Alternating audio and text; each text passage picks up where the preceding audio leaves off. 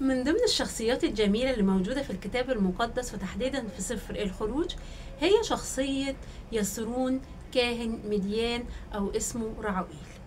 تعالوا نعرف مع بعض مين هو يسرون. موسى النبي لما شاف المصري وهو بيضرب العبراني وغضب جدا وراح ضرب المصري وراح طمر الجثة بتاعته في وسط الرمل. القصة اتعرفت عند فرعون، فهرب موسى من فرعون وراح لأرض مديان. وهو موجود في أرض مديان كان قاعد كده عند بير أو قريب من بير، فلقى فيه 7 بنات بيرعوا الغنم بتاعت باباهم اللي هو يسرون، وكان في مجموعة من الرعاة بيضايقوا البنات دول. فراح جاب موسى وفصل ما بينهم وراح ساعد البنات دي ان هي تسقي الغنم بتاعتها.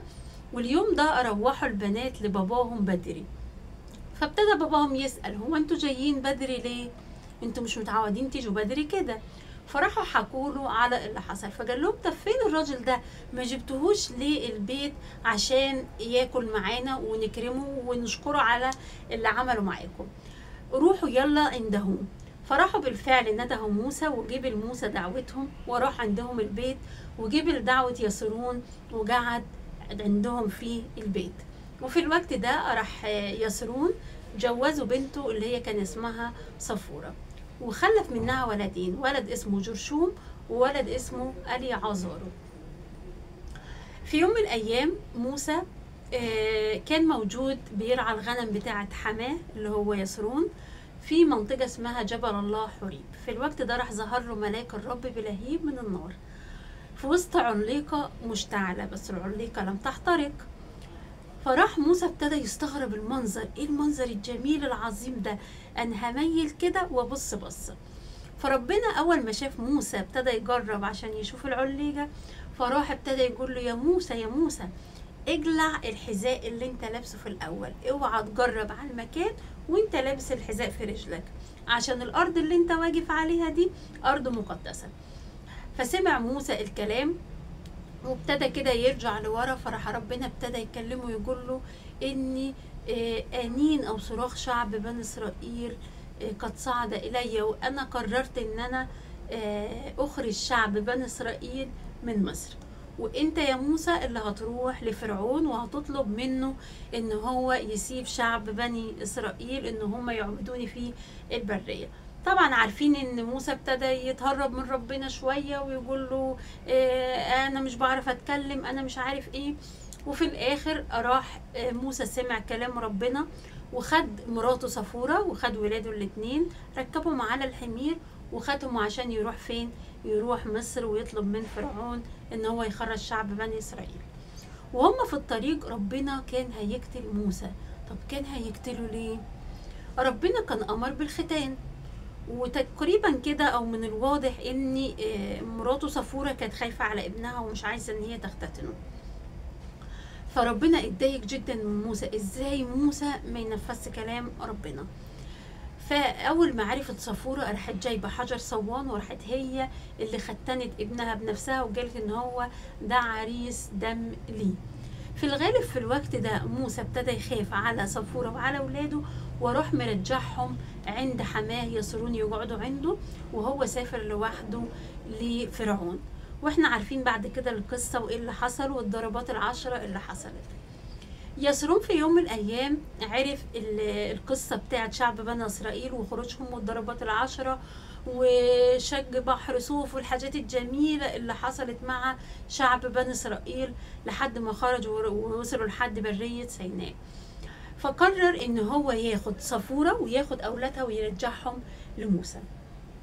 خدهم بالفعل ووصل عند موسى، واول ما عرف موسى ان حماه وصل، موسى الجميل المتواضع راح طلع وراح سجد لحماه وحضنه وقعد معاه وابتدى يحضن اولاده ومراته، وكان فرحان جدا ان هو شافهم، وابتدى يقعد مع حماه.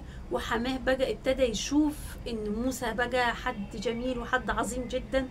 وكانت الناس بتروح لموسى من الصبح لحد بالليل، وكان بيفضل موسى مشغول جدا، الناس كلها بترجع له في كل المشاكل بتاعتها، وكان بيعلمهم الشرائع بتاعت ربنا. فابتدى يسرون الشخص الجميل الحكيم ابتدى ينصح موسى النبي العظيم المتواضع اللي جبل نصيحة حماه. ابتدى يقول له ايه؟ يا حبيبي انت كده اليوم كله مشغول وده كتير جدا عليك، انت المفروض انك انت تختار ناس من الشعب تكون كويسة وتعينهم رؤساء ألوف ورؤساء مئات ورؤساء 50 ورؤساء عشرات، وهم يقوموا باللي انت بتعمله، والحاجات الصعبة اللي ما يعرفوش يعملوها يرجعوا لك انت تقضي فيها. وبالفعل موسى سمع كلام حماه، ودي كانت حكمة كبيرة جدا من يسرون. تعالوا بقى نتخيل مع بعض لو يسرون ده شخص عادي زي اي شخص. تخيلوا مثلا يعني لا قدر الله 2 متخانقين في بعض، واحد ومراته، ومراته راحت عند بيت باباها قعدت فترة من الزمن، فجي جوزها ياخدها. حماها ده حد مش كويس، فابتدى يقول له ايه؟ ده انا كاتب لك المصاريف اللي انا صرفتها على ولادك وعلى مراتك، قبل ما تاخدها من هنا لازم ترد لي المصاريف اللي انا صرفتها. يسرون ما عملش كده، بالعكس يسرون شال شيلة موسى. موسى سمع كلام ربنا ونزل طلب شعب بني اسرائيل من فرعون، وكان بيهتم بالشعب وكل حاجة. يسرون برضو كان بيخدم مع موسى بان هو شال شيلة موسى، شال مراته وشال اولاده الاتنين واهتم بيهم وحافظ عليهم لغاية ما اهتم ان موسى اموره تمام، وابتدى ان هو ياخدهم ويوصلهم لحد موسى. فده حاجة جميلة جدا من شخصية يسرون، الشخصية الجميلة العظيمة الحكيمة المحبة اللي نتعلم منه ان اللي قدم لنا اي حاجة بنشكره عليها. موسى لما خدم بناته اصر ان هو يجي بيته ويكرمه وزوجه بنته. لما يكون في استطاعتي ان انا اقدم نصيحة او مشورة لشخص اقدمها زي ما هو عمل وقدم المشورة لجوز بنته موسى. لما يكون في قدرتي او في استطاعتي ان انا اخدم مع حد او اشيل شيلة حد، اشيل شيلة اخويا، اشيل شيلة اختي، اشيل شيلة مامتي، اي حاجة اقدر اساعد بيها بدون اي تأخير. الكتاب المقدس مليان بشخصيات عظيمة جدا وشخصيات كلها حكمة ونتعلم منها حاجات جميلة جدا.